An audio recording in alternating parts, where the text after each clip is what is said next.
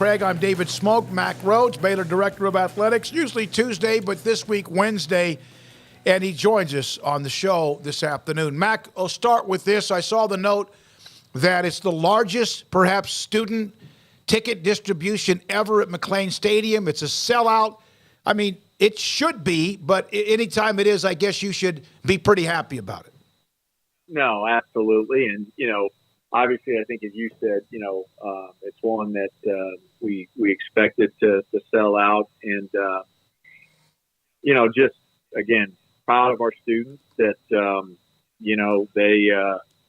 they're wanting to be there and part of the environment. We've talked about this, they're such a big part of the environment and what that feels like, looks like. And so we're going to have them, certainly, on the sidelines, but in the berm as well. And so it should be a lot of fun. So excited about that turnout. And again, as you mentioned, the most in the history of McLean Stadium. Mack, this is the last game against Texas in football for the foreseeable future. It is a long-time rivalry that is going away, like conference realignment. I mean, we've been through all that, but now that it's here, what are your feelings on being present for the moment that something does go away and end? Yeah, I think that just, in general, I think that's the hard part about all of the conference realignment stuff is that, there's some long-standing, matchups that meant a lot to the fans, right? Both institutions that are going away. And so that's part of the reality and day and time that we're living in. I don't know what the future holds, in terms of, playing Texas, especially, focused on football. It's, I think it's going to be hard to do in the near future, when, we play 9 conference games and then only have the opportunity for 3 non-conference games. Right now, the Big 12 scheduling model, you're mandated to play a 10th A5 opponent. And so, we've got those scheduled for at least, the next 5 years. And then just the fluidity of what the new scheduling model might look like. And we've talked about that. And, that's in process. One of the things that, at least I've talked about, you've got some conferences that are only playing 8 conference games, and then they're only needing to or having to play an additional, A5. So now they're only playing 9 A5s, and we're playing 10. How does that line up when we think about, the CFP playoff expansion going 4 to 12? So there's just a lot of fluidity right now in terms of football schedule. But we'll see where it lands and where it heads. But it'll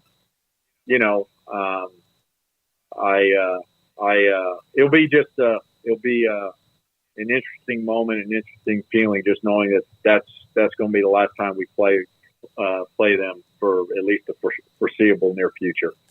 Mack, last week the football team had to wait a little while, a couple-hour rain delay to finish that game against Long Island. It wasn't always pretty. Sometimes it was thrilling, but in the end they were able to just win a game.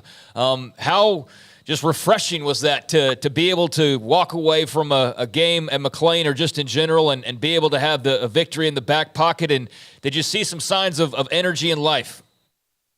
Yeah, Craig, I appreciate the question. It was a weird game, weird cadence, right? I've been at Baylor 7 years, as you all know. I think that's the first, delay that I've ever experienced. And for many, that have experienced the delay, they were certainly talking about how this was the longest delay. But I was proud of the way the team handled it. I think we're making progress. We've had 19 players make their first, Baylor start in the first, 3 games.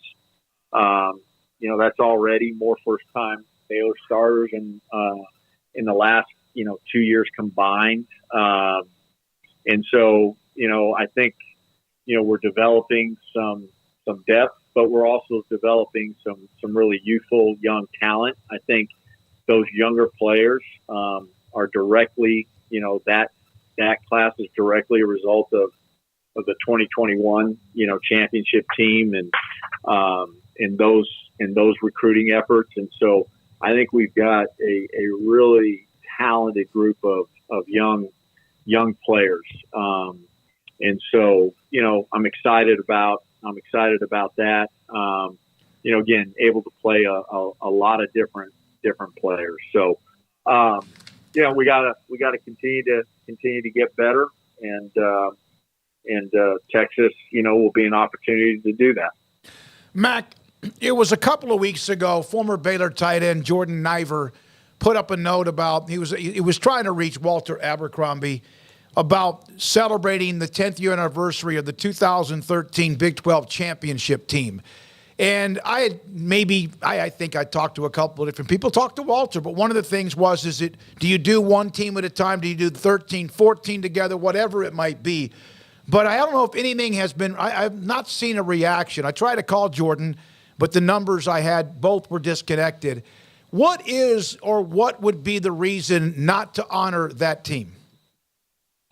I think my first response, Smoak, are you sure it was disconnected, or he's just not answering you? No, he probably blocked my number like you do. All right. I just want to clarify. Okay. I appreciate the question. I think, the first thing, just for clarity, we believe, I think we strongly believe that the 2013 championship team should be recognized. Those 2 championships, both 13 and 14 during the Briles during the Briles era, should be recognized, and they will be recognized. I think for us, it's a timing issue, and right now, and I think people will know more here, in the next 2 to 3 weeks. But it's a timing issue for us that I can't speak into at this moment in time. But they both of those teams deserve to be recognized. They will be recognized. We have previously honored recognized individuals from those teams. I think about, certainly Bryce Petty and Seth Russell. They come to mind very, very quickly. I think Tevin Reese, Xavier Howard. I hate naming names because there may be a few that I'm missing out. We're gonna honor, some additional individuals from that era, from those teams. This season, I'm not giving the names because we make those public, week by week. We've got Seth Russell and Elliot, Coffee are affiliated with us as part of the radio game day production. So I just want our fan base to know that they deserve to be recognized, and they will be. Is this something that, because of that era or anything legal, that it just needs to play itself out? Yeah, and I appreciate that question, and it's one I think you know me well enough that I would answer if I could, but just can't speak to it right now. Mack Rhoades, Baylor Director of Athletics, with us on 365 Sports. The Big 12 had their first game. Houston lost to TCU. There's a lot of the new teams, the infusion of the new teams being involved. Cincinnati, UCF, Brigham Young. Brigham Young got a nice win against Missouri. Is it not quite as when you announced the additions or even when July 1st came about, but is it kind of you have to focus on Texas, but kind of a nice that, okay, these games are actually now being played within the conference? Yeah, no, it's nice. And certainly, following them, recognition of them. I think you mentioned BYU, Missouri. It was actually BYU at Arkansas. They had a really, really good come from behind, victory there.